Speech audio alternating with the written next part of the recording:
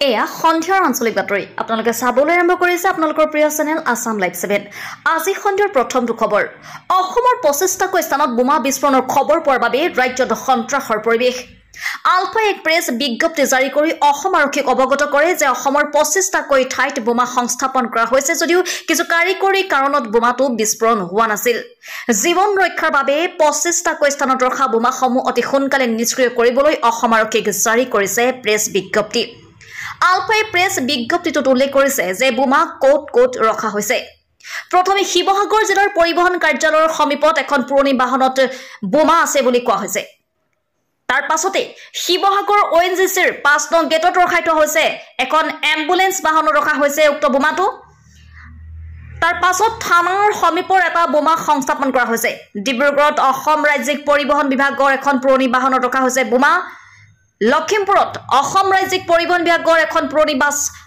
বাছত ৰখা হৈছে এটা বোমা আনহাতে লখিমপুৰ আৰক্ষী অধীক্ষকৰ কাৰ্যালয়ৰ সমীপত এটা বোমা ৰখা হৈছে বুলি কোৱা হৈছে তাৰ পাছতে লালুক দৈনিক বজাৰত বোমা বিস্ফোৰণ ঘটিছে বৰঘাট আৰক্ষী থানাৰ সমীপত ৰখা হৈছে এটা বোমা নগাঁও চিকিৎসা মহাবিদ্যালয়লৈ যোৱাৰ পথত ইটা ভঁৰালত বোমা সংস্থাপন কৰা হৈছিল তাৰ পাছতে দিছপুৰ লাষ্ট গেটৰ সমীপত মাটিত পুতি থোৱা অৱস্থাত আছে বোমা গুৱাহাটী গান্ধী মণ্ডপৰ ওচৰত ৰখা হৈছে বোমাটো গুৱাহাটীৰ নাৰেংগী আৰ্মি কেম্পৰ সমীপত মাটিত পুতি থোৱা হৈছে বোমা গুৱাহাটী ব্ৰহ্মপুত্ৰ ইণ্ডাষ্ট্ৰীৰ সমীপৰ এখন দোকানত ৰখা হৈছে বোমা জোৰাবাটৰ উৰণী ক্ষেত্ৰৰ সমীপত এটা বোমা স্থাপন কৰা হৈছে আনহাতে ভেটাপাৰা মালিগাঁও ৰাজগড় ইত্যাদি ঠাইত আলফাই অসমৰ 25টাকৈ ভিন্ন ভিন্ন প্ৰান্তত বোমা সংস্থাপন কৰিছিল যেটো আলফাই নিজে অসম আৰক্ষীক প্ৰেছ বিজ্ঞপ্তি যোগে অৱগত কৰি নিশ্চিত কৰিছে আৰু এক প্ৰকাৰে আলফাই 78 সংখ্যক স্বাধীনতা দিৱসত অসম আৰক্ষী আৰু অসম চৰকাৰক প্ৰত্যাহ্বান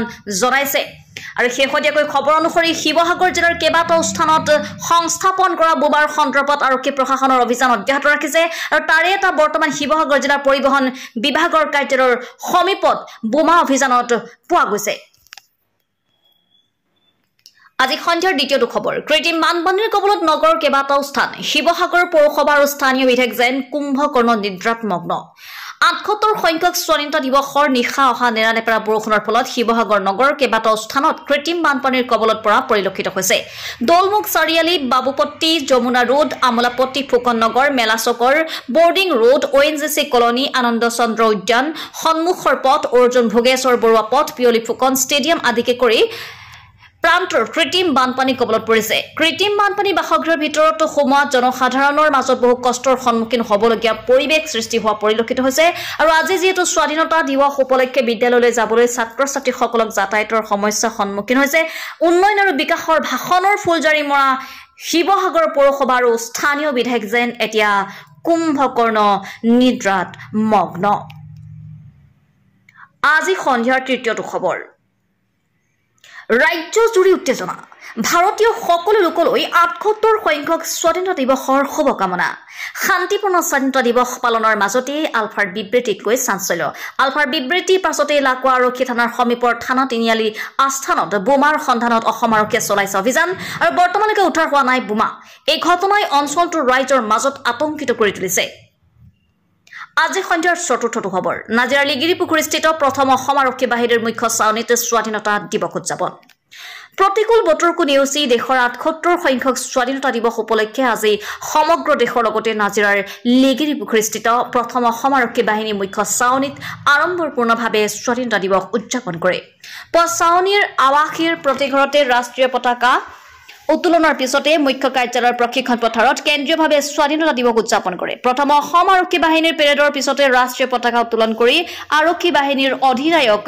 মুখলেছ উদ্দিন আহমেদ শুভেচ্ছা জ্ঞাপন কৰাৰ লগতে স্বাধীনতা সংগ্ৰামত আত্মবলিদান দিয়া প্ৰতিগৰাকী বীৰ শ্বহীদৰ ত্যাগ ৰোমন্থন কৰি আত্মাৰ চিৰশান্তি কামনা কৰে আজি সন্ধিয়াৰ পঞ্চমটো খবৰ জন্মলাভ কৰিয়ে নৱজাতকৰ হাতত আধাৰ জন্মৰ প্ৰমাণপত্ৰ যোৰহাট চিকিৎসা মহাবিদ্যালয়ত সদূৰ প্ৰসাৰী আঁচনি প্ৰশাসনৰ যোৰহাট জিলা প্ৰশাসনৰ সদূৰ প্ৰসাৰী আঁচনি জন্মৰ লগে লগে শিশুৰ হাতত নৱজাতকৰ হাতত তুলি দিব জন্মৰ প্ৰমাণপত্ৰৰ লগতে আধাৰ কাৰ্ড জন্মৰ লগে লগে হাতত আধাৰ কাৰ্ড নৱজাতকৰ প্ৰয়োজনীয় জন্মৰ প্ৰমাণপত্ৰখনো চিকিৎসালয়তে হয় মুখ্যমন্ত্ৰী ডক্টৰ হিমন্ত বিশ্ব শৰ্মাৰ আহ্বান মৰ্মে আজি যোৰহাট চিকিৎসা মহাবিদ্যালয়ত সংযোজিত হ'ল আন এক সদূৰ প্ৰসাৰী আঁচনি। কেবিনেট মন্ত্ৰী যোগেন মোহনে স্বাধীনতা দিৱসৰ দিনাই শুভ উদ্বোধন কৰিলে যোৰহাট চিকিৎসা মহাবিদ্যালয়ত নৱজাতকৰ বাবে আধাৰ আৰু জন্মৰ প্ৰমাণপত্ৰ প্ৰদান কেন্দ্ৰ। কি সুবিধা লাভ কৰিব এই কেন্দ্ৰত? জন্মৰ কেইদিনৰ ভিতৰতে নৱজাতকে পাব আধাৰ কাৰ্ড। যোৰহাট জিলা আয়ুক্ত পুলক মহন্তই ক'লে ৯৭% আধাৰ সম্পন্ন হোৱা যোৰহাট জিলাত আধাৰৰ কাৰণে যাতে নকৈ জন্ম হোৱা শিশু সমস্যাত নপৰে সেয়ালৈ ব্যৱস্থা কৰা হৈছে।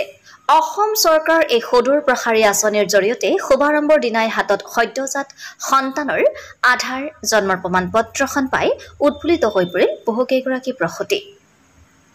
আজি সন্ধিয়াৰ ষষ্ঠটো খবৰ। কলিয়াবৰত মহকুমা প্ৰশাসনৰ ৭৮ সংখ্যক স্বাধীনতা দিৱস উদযাপন। সমগ্ৰ দেশৰ লগতে কলিয়াবৰতো উদযাপন কৰা হৈছে দেশৰ ৭৮ সংখ্যক স্বাধীনতা দিৱস। কলিয়াবৰ মহকুমা প্ৰশাসনে কৰ্ণীটোল গান্ধী পথাৰত কেন্দ্ৰীয়ভাৱে উদযাপন কৰিলে এই দিৱসটি। কলিয়াবৰত ৭৮ সংখ্যক স্বাধীনতা দিৱসৰ ৰাষ্ট্ৰীয় পতাকা আনুষ্ঠানিকভাৱে উত্তোলন কৰে মহকুমাধিপতি লিজা তালুকদাৰে। কুচকাৱাজ পৰিদৰ্শন আৰু অভিবাদন গ্ৰহণ কৰে মুখ্য অতিথি লিজা তালুকদাৰে। আজি সন্ধিয়াৰ সপ্তমটো খবৰ। কলিয়াবৰ ধৰমপুৰত পথ দুৰ্ঘটনা, গুৰুতৰভাৱে আহত এগৰাকী মহিলা। স্বাধীনতা দিৱসৰ আনন্দ উল্লাসৰ মাজতে কলিয়াবৰত সংঘটিত হৈছে এক ভয়ংকৰ পথ দুৰ্ঘটনা। তীব্ৰবেগী বাইকৰ খুন্দাত গুৰুতৰভাৱে আহত হৈছে এগৰাকী মহিলা। মহিলাগৰাকী কলিয়াবৰ গৰৈমাৰীৰ মিনতী গগৈ বুলি জানি পৰা গৈছে। দুৰ্ঘটনা সংঘটিত কৰি তীব্ৰ বেগত পলাই যায় বাহনখন। অৱশ্যে স্থানীয় ৰাইজে লগত অহা দুখন মটৰচাইকেল জব্দ কৰি স্থানীয় চুলুং আৰক্ষীক খবৰ দিয়াত লগতে গুৰুতৰভাৱে আহত মহিলাগৰাকীক ১০৮ৰ জৰিয়তে কলিয়াবৰ মহকুমা অসামৰিক চিকিৎসালয়লৈ প্ৰেৰণ কৰিছে। ঘটনাস্থলীত চুলুং আৰক্ষী উপস্থিত হৈ জব্দ কৰে বাহন দুখন। জব্দকৃত বাইক দুখনৰ নম্বৰ হ'ল AS02AH7672 আৰু AS02AK4948। দুৰ্ঘটনা সংঘটিত কৰা বাইকখন চামগুৰি বাৰ্মাৰ বুলি জানি পৰা গৈছে। আজি সন্ধিয়াৰ অষ্টমটো খবৰ। ডিগবৈৰ জুবলি ফিল্ডত পতাকা উত্তোলন কৰিলে বিধায়ক সুৰেন ফুকনে।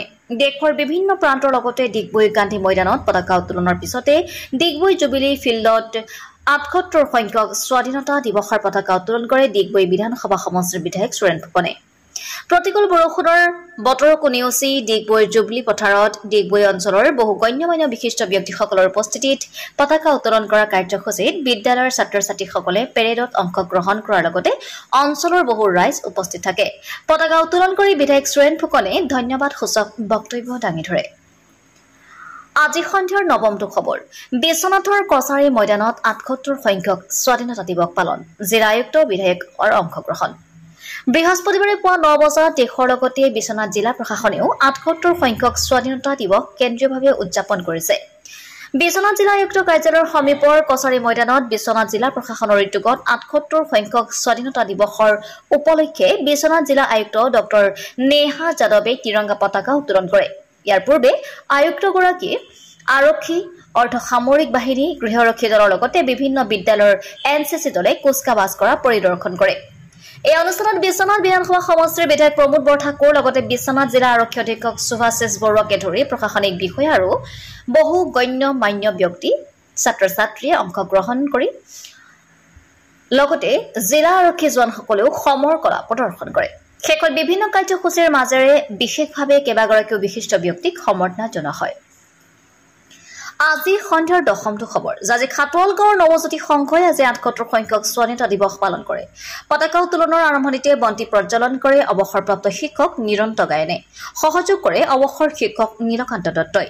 ইয়াৰ পাছতে পতাকা উত্তোলন কৰে নিৰন্ত গায়নে। গাঁৱৰ বহু যুৱক, মহিলা আৰু জ্যেষ্ঠ ব্যক্তি এই অনুষ্ঠানটিত উপস্থিত থাকে। চৰাইদেউৰ পৰা ফাৰহান লস্কৰ, যোৰহাটৰ পৰা প্ৰাণ মেধি, কলিয়াবৰৰ পৰা অনুপ বৰা, ডিগবৈৰ পৰা হাছান আখতাৰ ফৰিদ আৰু বিশ্বনাথৰ পৰা ৰমেশ চন্দ্ৰ চৰেণৰ ৰিপৰ্ট, আছাম লাইভ 7।